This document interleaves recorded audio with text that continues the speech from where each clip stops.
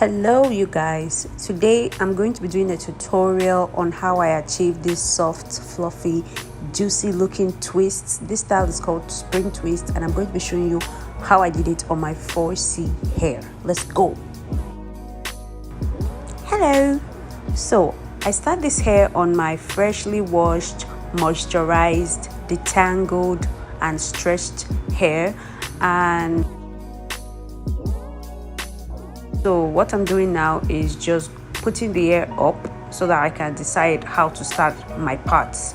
So we're starting from the back and I'm going to draw a horizontal line that's going from ear to ear. I'm going to go first in with my fingers just because my hair is a bit matted from sleeping on it last night. Before I go in with this toothpick thing, I think that's what it's called. So because of how precise and thin the tip is, I use it to draw lines that, in places that my fingers can exactly do. Whatever, I'm just parting my hair. I'm braiding my hair tightly from the roots, and this is what I have in that straight line that we've drawn. So we're going to attach the extension. I'm using the expression series, and this is how it comes in the pack. For the back, I'm going to make it quite short because I'm going for a short twist. So I've cut the hair into two, and I'm using a latch. I'm supposed to use a crochet latch, but I couldn't find my crochet pin, so I just settled for a fabric turner, which basically does the same thing as a crochet. So I'm passing the hair through it, the part that I've been braided, and I'm passing it from the roots. And what I do after that is I'm going to separate my own natural hair into two parts, and then we begin to twist. I'm not twisting too tightly. If you watch my older video where I did a tutorial on long fluffy twists like this, I twisted that one tightly because I wanted it to have a sort of crunching effect. But for this, I wanted to just fall freely. If you want to see the tutorial on how I did that one, you can watch the video there. I'll link it in the description. So you can see I just twisted this one loosely.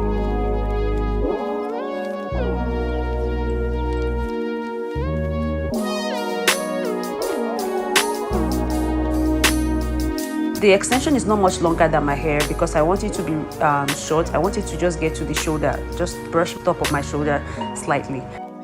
And that's what I'm doing. As I'm twisting, I'm measuring the older ones that I've done so that I have everything at an equal length. My parts are not the smoothest, okay? See, I tried my best. I did not have a mirror to use while doing this, so I was just basically feeling my way through, but it's fine. I'm not a perfectionist and it still looks okay. Besides, it's the back of my head, so it's really not that deep. So I'm just going to go ahead to show you a different way of doing your twists if you don't want to go the crochet route. Basically, what I do is the further upwards I go, the more hair I have to use because I want everything to be of equal length. I don't want it to fall like waves. I want it to have a bob look. I want everything to stop in the same spot. So I have to add more extensions to the tips as I go up, up, up. Okay? So you can see how my hair is almost at the same length with the extension, but for it to get to the place I need, I'll have to add a bit more hair to it. And that's what I'm doing. So basically it's 50% hair, 50% extension. So now for a different method, what I do is I just grip it tightly from the root and I braid. If you don't want to do the crochet method, you can do this. I ended up doing half of it in this style and half of it in the crochet style. So what I do is just add the extension to the tip and braid it a little together. I'm not even sure how I'm going to explain this part, but basically just hold the hair together with the extension and braid for a little while before I begin to twist my way downwards. This one saved me time, but I've noticed that while I was doing it, because I'm not quite an expert, it wasn't as smooth and as realistic as the other one because I could see where the extension was joined in. So I just ended up liking the ones I did with my crochet latch better. But if you're really good at it, it should look flawless. But yeah, I'm still learning how to do that. So yeah, that's how I did that one. So it depends on what you want though. And this is how it looks from the back. The next day. So this is how far I went before I threw in the towel the day before. So this is how much twists are left, and I'm going to show you how I do my parting now.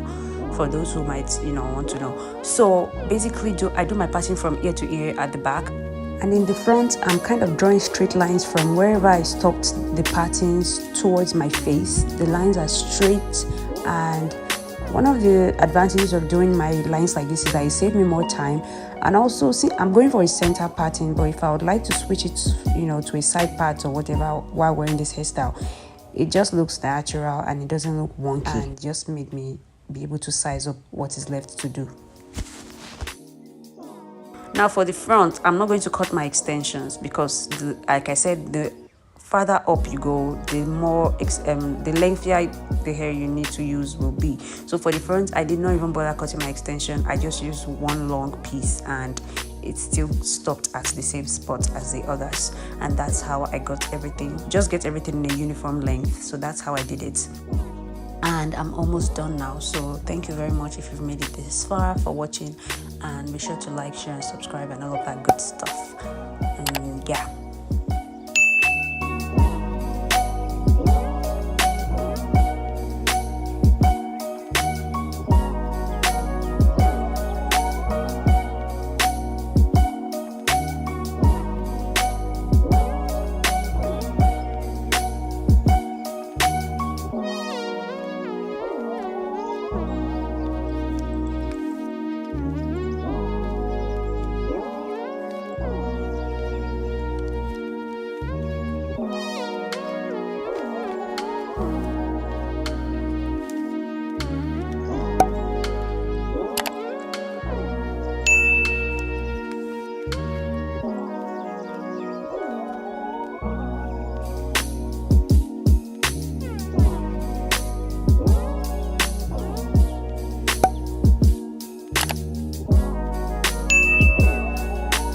So thank you very much for watching. This is how the style turned out, and let me know whether you'll be trying this hairstyle anytime soon. Bye.